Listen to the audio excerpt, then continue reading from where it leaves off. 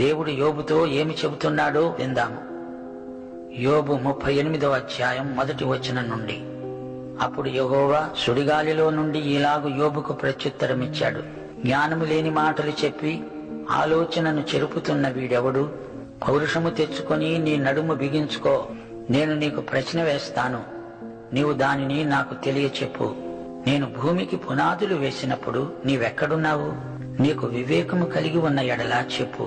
నీకు తెలిసిన ఎడలా దానికి పరిమాణమును నియమించిన వాడెవడో చెప్పు. దాని మీద పరిమాణపు కొలవేసిన వాడెవడో చెప్పు. దాని స్తంభముల పాదులు దేనితో కట్టబడినవో చెప్పు. ఉదయ నక్షత్రాలు ఏకముగా కూడి పాడినప్పుడు, దేవదూతలందరూ ఆనందించి జయధ్వనులు చేసినప్పుడు దాని మూలరాతిని వేసిన వాడెవడు? దేవుడు సమస్తాన్ని సృష్టించినప్పుడు మానవుడెక్కడున్నాడు? భూమి అందరి సమస్తమును సృజించిన వాడెవడు?